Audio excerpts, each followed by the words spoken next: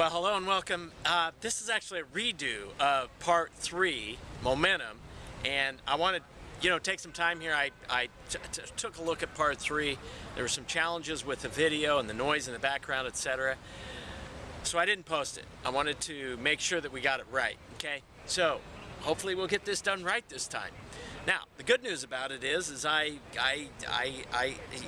mentally had an opportunity to spend some time to really go through the conversations that I had when we were talking about focus, we were talking about building a business through sense of urgency, and we were talking about grasping momentum. And getting momentum is real critical in building a business because, getting momentum is probably the biggest challenge that people have in building business.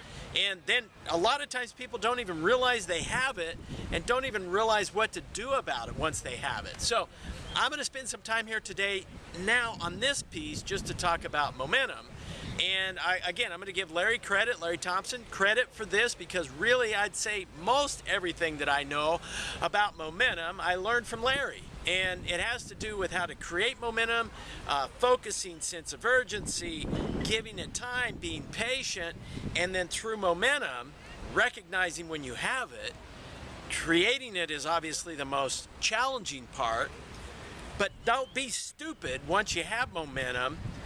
Because if you learn to sustain the momentum, you can go through periods of advancing that momentum in your own personal business, whether you're a top distributor, whether you're a company owner, or whether you're somebody out here looking to get in business for yourself.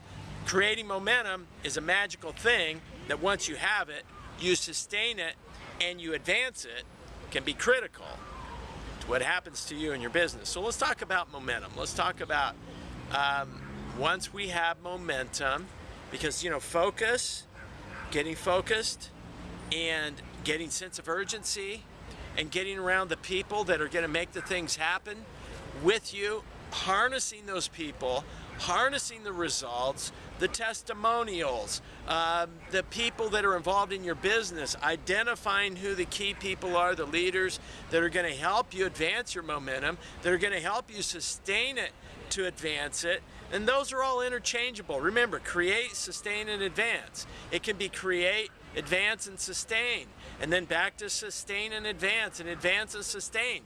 The key is get the thing to get momentum. And most of us will screw it up. We'll screw up momentum. I know, I've done it. I've created momentum multiple times in business. And once you have it, you got to just exploit it. You got to get people to talk about it. You got to continue it. You got to blog it. You got to let people know you're in momentum. And, not BS your way to momentum. A lot of guys will say you can BS your way to momentum. Well, maybe you can, but people are going to see through that. Creating momentum can be, I got 10 people started, they're getting results on the products, they're getting results in their business. Here's what's happened to them last week, here's what's happened to them last month, and you let the entire community know about it. You let not only the community, you let the entire public know about it. You make it public information of what's happening. That's how you sustain and maintain momentum and then advance that momentum. Because let's take an example. I know a company that I've been working with that went from $2 million a month in business to $2 million a year in business to about $100 million a year in business. Just shy of doing $100 million a year in business right now. Well, that's some pretty serious momentum going on.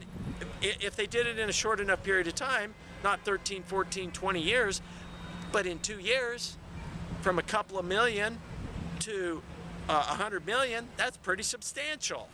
And what they do to take them from creating momentum to advancing it and sustaining it to advance it, etc., has to do with how it's exploited, has to do with how it's brought to the marketplace. So, and those might be bigger numbers, and you're going, gee, I'm just getting my business off the ground. What do I know about momentum? Well, creating momentum in your own little neighborhood. If you're doing meetings in your neighborhood, you got 5 or 10 or 15 people, and 1 week you got 20 people. Well, I'd be getting on the internet and the phone, and I'd be letting everybody know in my neighborhood that wasn't there. You wouldn't believe what happened last night. We had 20 people that showed up. It was out the door of my house.